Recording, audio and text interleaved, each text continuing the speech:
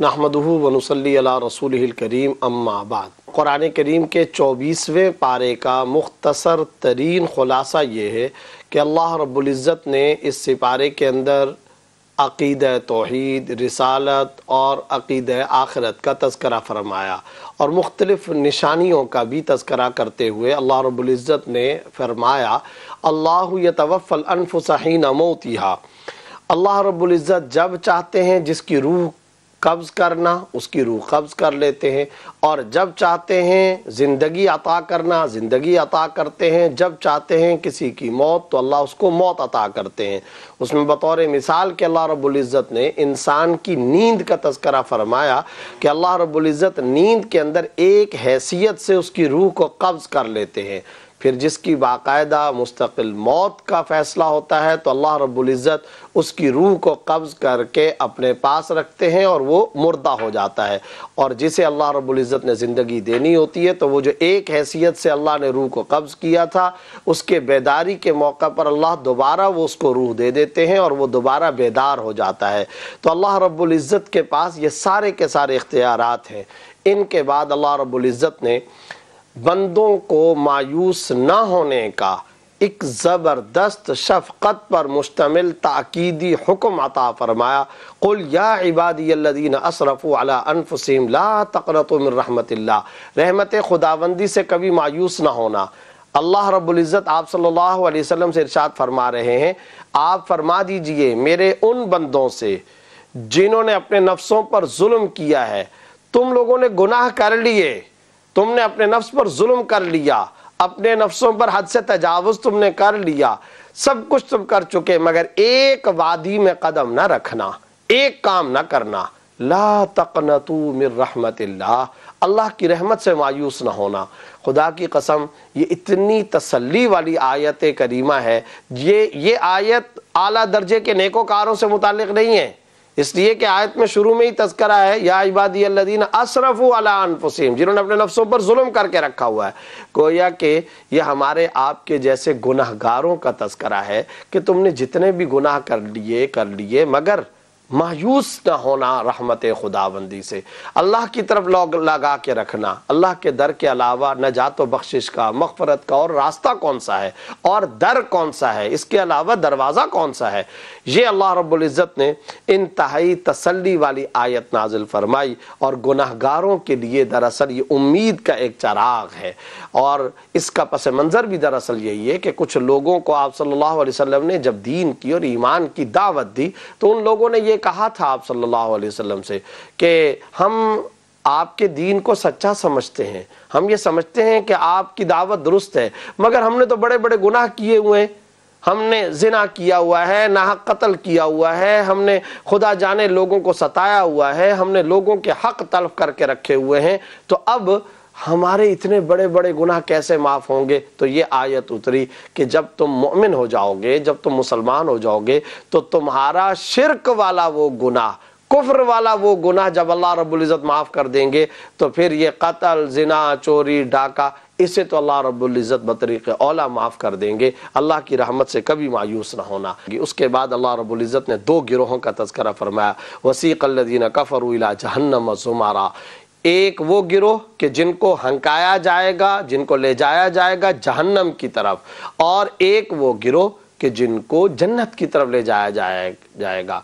सूरत हाल ये है कि जो जहन्नम है वो कैद खाना है, और कैद खाने के अंदर ये होता है कि जब किसी कैदी को ले जाया जाता है उसी वक्त दरवाज़ा खोला जाता है, फिर दरवाज़ा बंद कर दिया जाता है। जन्नत मेहमान खाना है। मेहमान खाने के दरवाजे के खुलने का उसूल ये नहीं कि जब मेहमान आए दरवाज़ा खोला जाए, बल्कि वो पहले से दरवाजे खुले रखे जाते हैं। इसीलिए कहा जाता है ना कि आप हमारे यहाँ आए, हमारे घर के दरवाजे आपके लिए खुले हैं। तो मेहमान खाने का दरवाज़ा पहले से खुला हुआ होता है। तो अल्लाह ने इन दोनों गिरोहों का तज़किरा किया, जहन्नम वालों के जहन्नमी अज़ाब का और जन्नत वालों की जन्नती नेमतों का अल्लाह रब्बुल इज़्ज़त ने तज़किरा फरमाया। इसके बाद इसी 24वें सिपारे का एक पाव जब मुकम्मल होता है तो आगे अल्लाह रब्बुल इज़्ज़त ने सूरह मोमिन का तज़किरा शुरू फरमाया। सूरह मोमिन का आगाज़ होता है। मोमिन को मोमिन क्यों कहा गया, इस सूरत का नाम ये क्यों रखा? दरअसल फ़िरौनी दरबार के अंदर एक मोमिन نے کھڑے ہو کر کے کلمہ حق ادا کیا تھا، وہ جو مرد مومن نے بیان کیا تھا، اس مرد مومن کا چونکہ یہاں پر تذکرہ ہے اس لیے اس صورت کو سورہ مومن کہا جاتا ہے۔ یہاں اللہ رب العزت کی صفات ابتدا کے اندر بیان ہوئی، غافر الذنب وقابل التوب شدید العقاب ذی الطول، 4 صفتیں اللہ رب العزت کی بیان ہوئی، گناہوں کو معاف کرنے والا، غافر الذنب، قابل التوب توبہ کو قبول کرنے والا، شدید العقاب سخت سزا دینے والا، ذی الطول طاقت والا، یہ اللہ رب العزت کی صفات بیان ہوئی۔ اس کے بعد اللہ رب العزت نے کفار سے مخاطب ہو کر کے یہ فرمایا، تم آج جتنا اپنے آپ سے نفرت کر رہے ہو، اللہ اس سے زیادہ تم سے اس وقت بیزار اور نفرت کرتا تھا جب دنیا میں انبیاء اور رسل تمہیں ایمان کی دعوت دیتے تھے اور تم اس توحید کی اور ایمان کی دعوت کو قبول نہیں کرتے تھے۔ ان الذین کفروا ینادون لمقت اللہ اکبر من مقتکم انفسکم، اس کا مطلب یہی ہے قیامت والے دن کفار جہنم کے عذاب کو دیکھ کر اپنے آپ سے بیزار ہو جائیں گے، تنگ ہو جائیں گے، اپنے آپ سے تنگ ہو جائیں گے۔ اس وقت ان کو کہا جائے گا آج جب تم اپنے آپ سے جتنا بیزار ہو رہے ہو، اللہ رب العزت تم سے اتنا بری اور بیزار تھا جب انبیاء اور رسل کی دعوت توحید کو اور دعوت ایمان کو تم ٹھکرایا کرتے تھے۔ اس کے بعد اللہ رب العزت نے حضرت موسیٰ علیہ السلام کے قصے کا تذکرہ کیا، وَلَقَدْ أَرْسَلْنَا مُوسَىٰ بِآيَاتِنَا وَسُلْطَانٍ مُبِينٍ، ہم نے حضرت موسیٰ علیہ السلام کو اپنی نشانیوں کے ساتھ بھیجا۔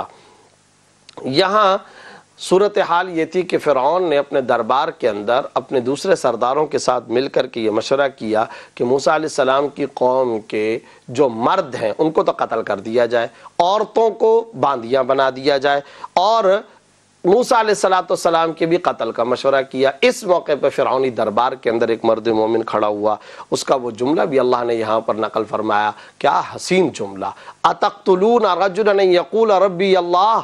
اس مرد مومن نے کھڑے ہو کر کے کہا تم ایک ایسے آدمی کو قتل کرنا چاہتے ہو جس کا جرم صرف اتنا ہے کہ وہ یہ کہتا ہے کہ میرا رب اللہ ہے، اللہ کا کلمہ لا الہ الا اللہ کہ جرم میں تم اس کو قتل کرنا چاہتے ہو۔ چنانچہ اس مرد مومن کے اس تذکرے کی وجہ سے ہی اس سورت کا نام سورہ مومن رکھا گیا۔ اس کے بعد اللہ رب العزت نے عصمت انبیاء کا تذکرہ فرمایا، اور اس میں فاصبر ان وعد اللہ حق، آپ صلی اللہ علیہ وسلم کو مخاطب کر کے فرمایا گیا کہ آپ صبر کیجئے، بے شک اللہ رب العزت کا وعدہ حق ہے۔ عصمت انبیاء کا تذکرہ کرنے کے ساتھ ساتھ 3 چیزوں کا حکم اللہ نے دیا۔ نمبر 1 صبر، صبر سے آپ کام لیجئے۔ نمبر 2 عفو درگزر اور معافی، اور نمبر 3 صبح و شام تسبیح کا اللہ رب العزت نے تذکرہ فرمایا۔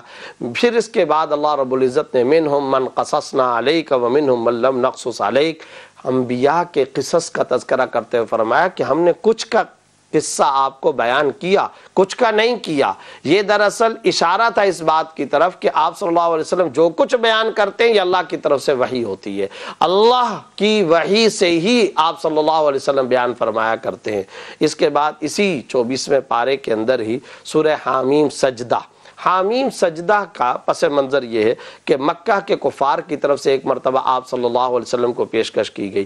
کیا پیشکش کی گئی؟ یہ کہا گیا اگر نعوذ باللہ آپ کو حکومت چاہیے تو ہم آپ کی حکومت کا انتظام کرتے ہیں۔ آپ صلی اللہ علیہ وسلم سے کہا گیا آپ کو اگر پیسے چاہیے نعوذ باللہ تو ہم آپ کو پیسے دیتے ہیں، نعوذ باللہ اگر آپ پر کوئی جن کا اثر ہے تو ہم آپ کا علاج کرا دیتے ہیں۔ اس کے جواب میں آپ صلی اللہ علیہ وسلم نے یہ سورہ حامیم سجدہ، جس کا دوسرا نام سورہ فصلت بھی ہے، یہ آپ صلی اللہ علیہ وسلم نے تلاوت فرمائی۔ جب اس آیت پر پہنچے، یعنی یہ سورت حامیم تنزیل من الرحمن الرحیم، یہ تلاوت کرتے کرتے جب آپ صلی اللہ علیہ وسلم اس آیت پر پہنچے فَقُلْ أَنذَرْ فَإِنْ أَعْرَضُوا فَقُلْ أَنذَرْتُكُمْ صَاعِقَةً مِثْلُ صَاعِقَةِ عَادٍ وَثَمُودَ، اس آیت پر جب پہنچے تو یہ پیشکش جو کرنے والا فرد تھا یہ تھا کون؟ مکہ کے کفار کی طرف سے ابو الولید عتبہ ابن ربیعہ یہ پیشکش کرنے والا تھا۔ اب جب آپ صلی اللہ علیہ وسلم نے قرآن کریم کی سورہ حامیم سجدہ کی یہ آیت تلاوت کی تو ابو الولید نے آپ صلی اللہ علیہ وسلم کے منہ مبارک پر ہاتھ رکھ لیا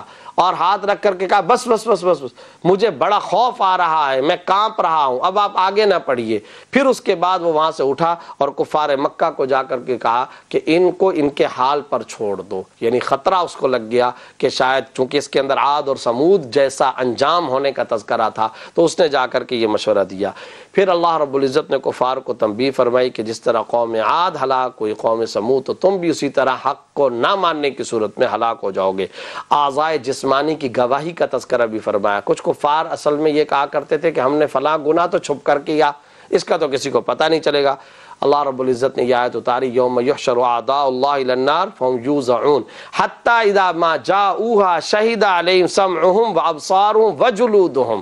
قیامت والے دن ان کے اوپر ان کے ہاتھ، ان کے کان، ان کی آنکھیں، ان کے کھالیں، ان کے جسم گواہی دیں گے، چاہے یہ زبان سے نہ بھی بولیں لیکن ان کے جسم کے اعضاء گواہی دیں گے۔